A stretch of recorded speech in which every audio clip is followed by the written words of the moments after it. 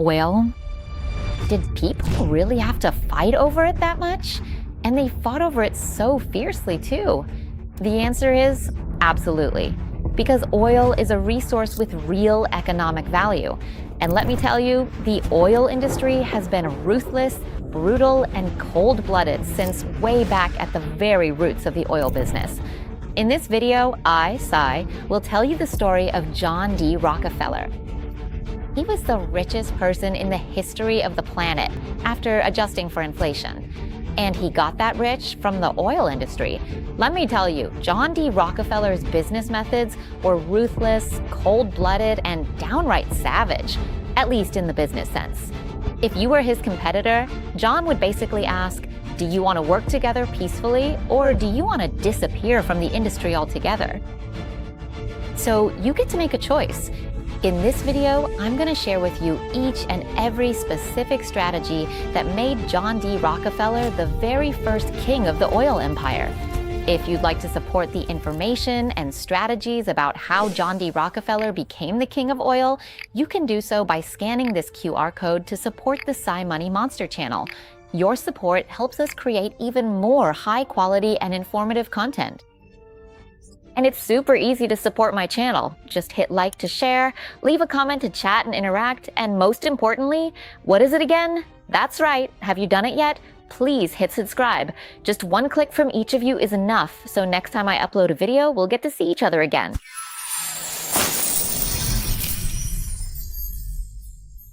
John D. Rockefeller, he became the king of the oil empire through greed, ambition, and ruthlessness.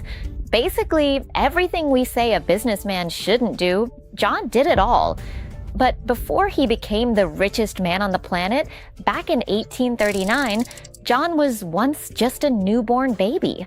He was born into a poor farming family, and to make matters worse, John's father he wasn't exactly a good father. In fact, you could say he was downright terrible and mysterious.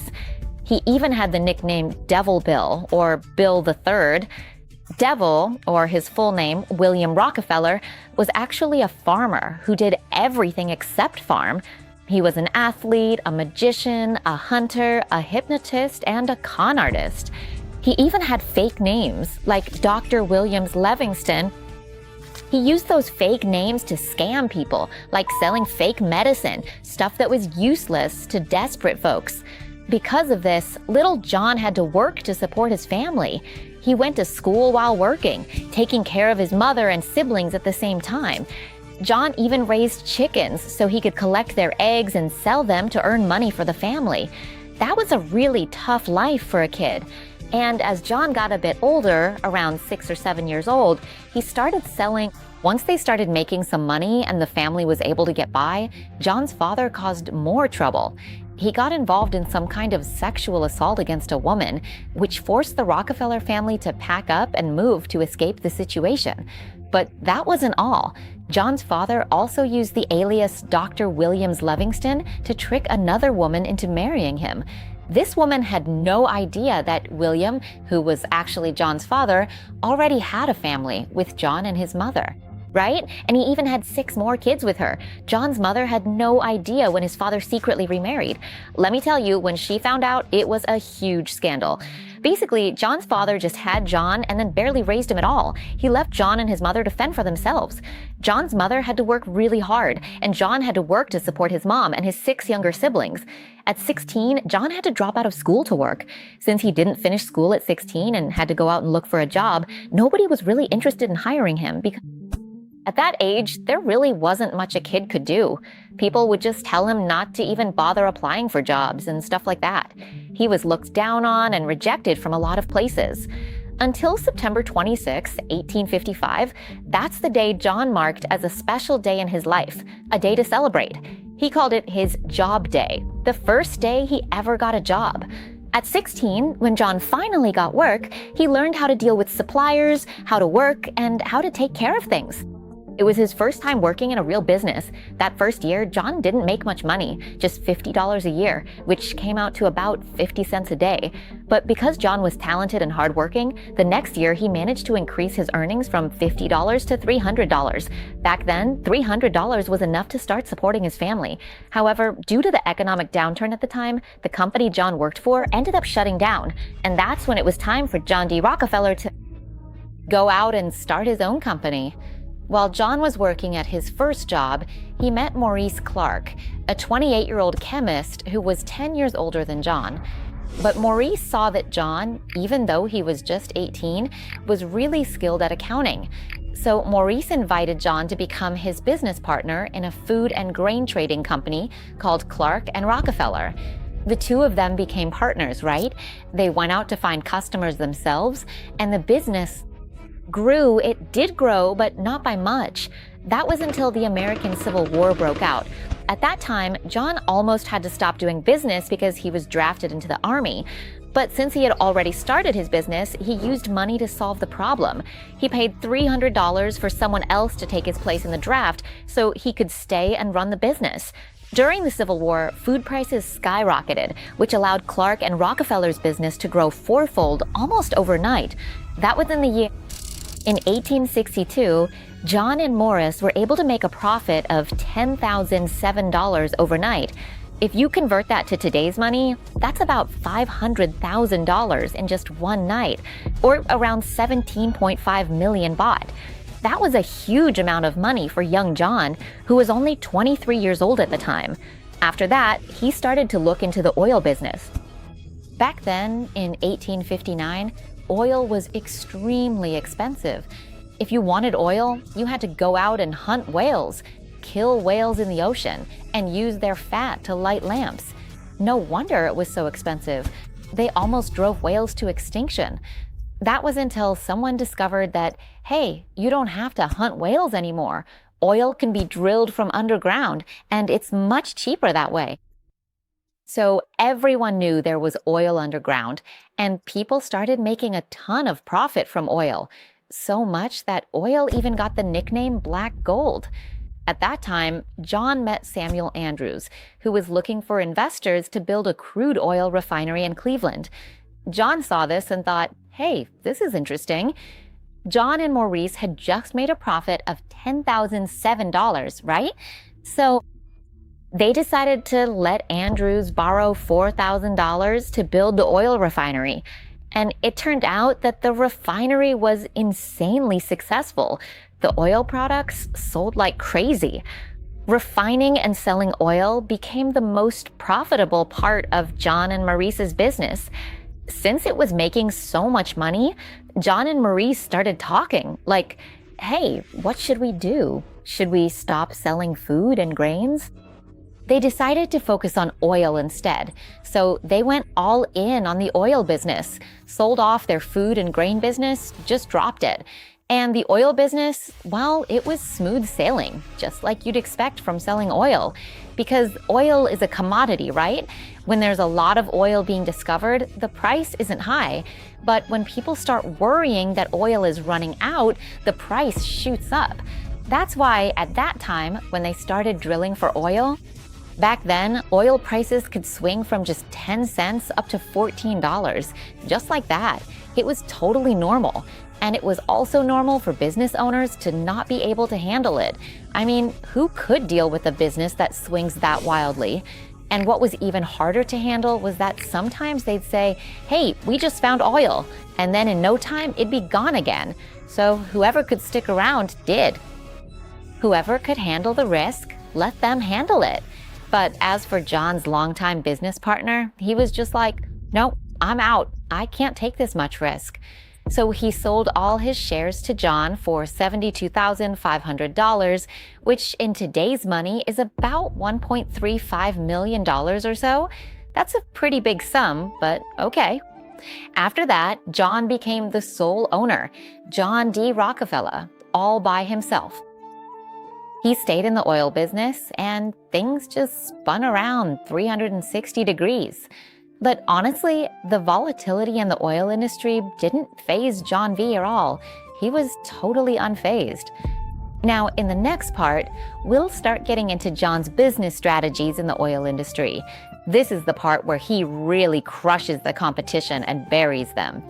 So after Maurice sold all his shares to John, John went on to find a new partner. His new partner was even better than before. His name was Henry Flagler.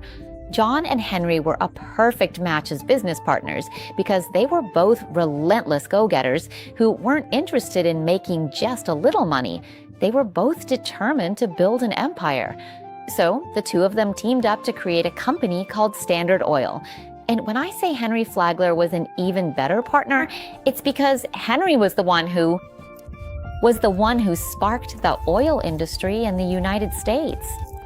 It was unbearably hot and stifling. When John's enthusiasm and ambition combined with Henry's ruthless business tactics, it resulted in a partnership deal that not only brought unprecedented financial gains to Standard Oil, but also completely decimated their competitors mercilessly, just systematically wiped them off the map and buried them in the ground. Here's how they did it. Standard Oil. He teamed up with three major transportation companies in the United States. There was the Pennsylvania, the New York Central, and the Erie. They formed a powerful alliance. Well, you could call it an alliance, known as the South Improvement Company, or SIC for short. But this secret deal wasn't win-win at all. The only real winner in this entire situation was Standard Oil. But it just so happened that at that time, oil drilling was booming. There were tons of new oil wells being discovered. And like I mentioned earlier, oil prices back then depended on how much oil was found. If a lot was discovered, prices would drop. And at that point, there was so much oil being found that prices just kept falling and falling. So those three oil transportation companies basically had no choice but to accept the deal that was only good for Standard Oil. So what did that deal actually look like? Well, it was, okay, first, Standard Oil had to get a 50% discount on oil transportation with all three companies. Straight up, 50% off. Second, and this one is scary, this clause was designed specifically to destroy Standard Oil's competitors. Basically, any other oil company that wanted to use the services of these three railroads, Pennsylvania, New York Central, and Erie, whatever amount of money they paid to these three companies, 50% of that went straight into Standard Oil's pocket. This is the part. Underline this second point, because it's basically a death sentence for any oil company competing with Standard Oil. This strategy even has a name. It's called a drawback. What it means is that Standard Oil's competitors had to pay not only higher transportation costs than Standard Oil, but the extra amount they paid also went straight into Standard Oil's pocket. So once Standard Oil had this cost advantage, basically everyone else was paying more, and that extra money ended up with Standard Oil. What did Standard Oil do next? Well, since they had more capital, they started a price war. After raking in all that money, they slashed oil prices. Since customers had to buy from them anyway, if you wanted to compete, you had to match their prices. And Standard Oil just kept lowering prices because they had the capital to do it.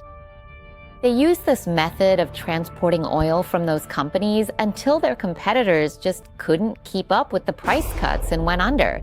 At that time, a ton of oil companies competing with Standard Oil went bankrupt.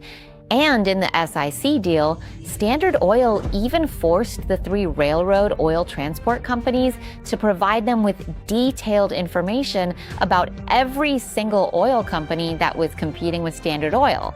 This meant that what Standard Oil did was basically dig a hole, throw their competitors in, and then cover it up with dirt. One-stop service.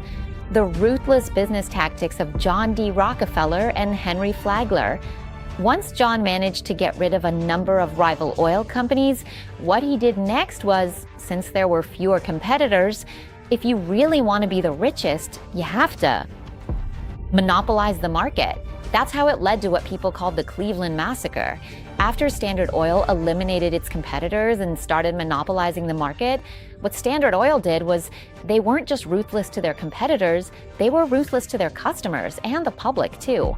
Once they got rid of the competition, they didn't have to lower prices anymore.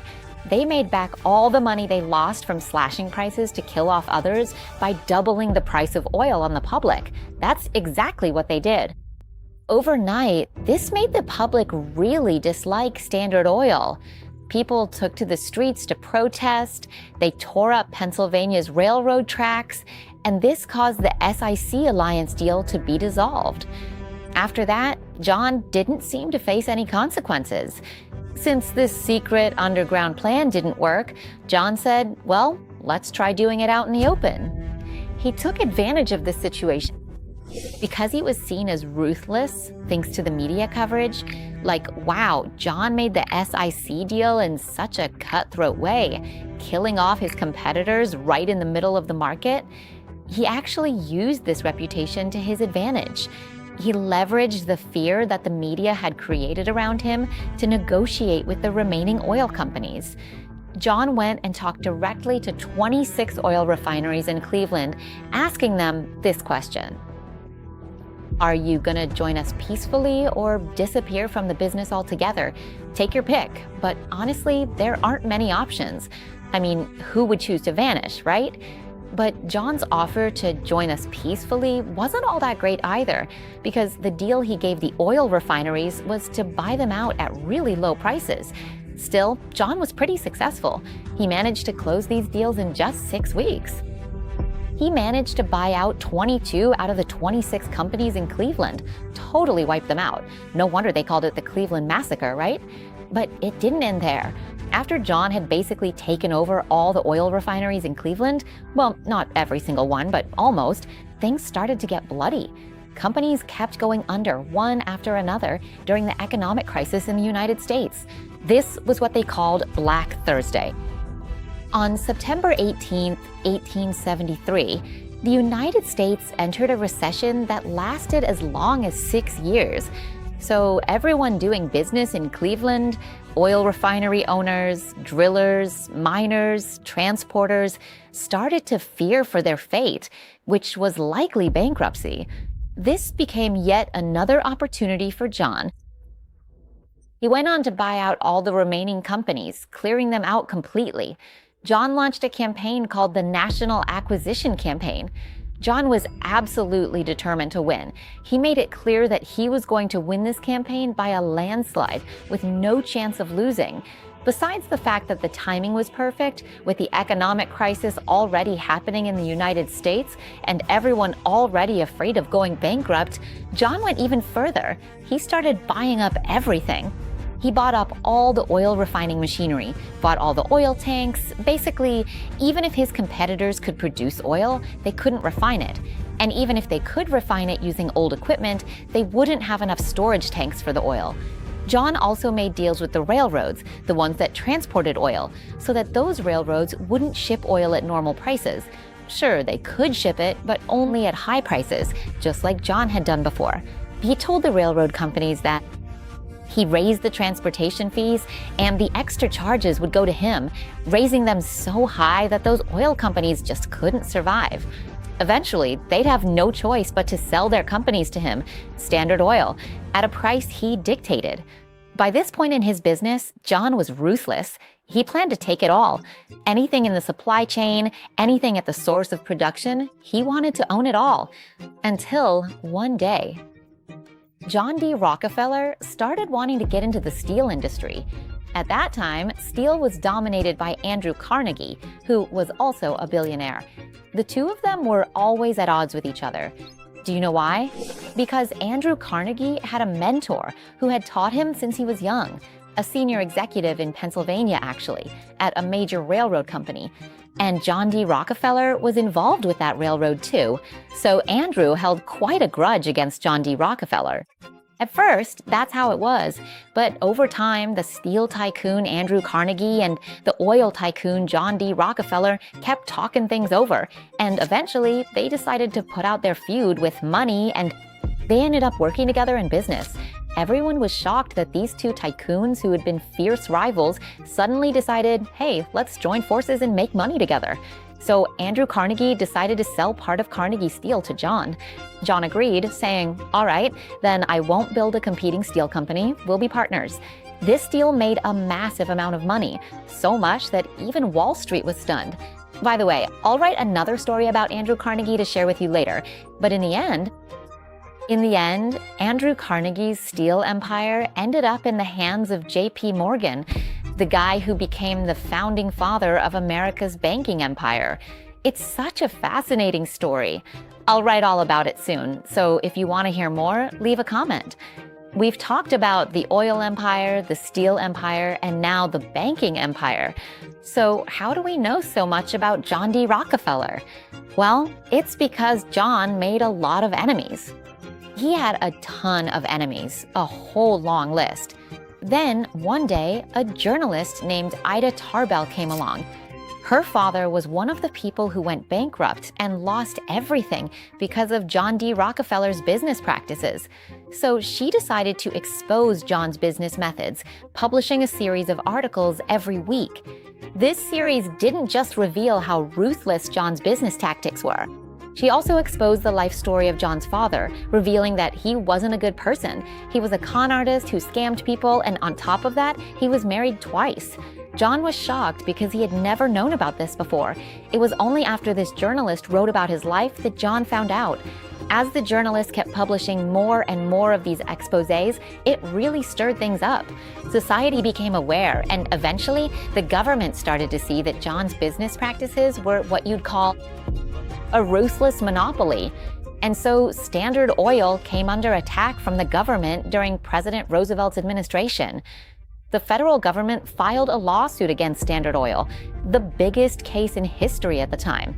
There were over 1,000 pieces of evidence, 444 witnesses, and more than 12,000 pages of documents proving that Standard Oil was truly a monopolist.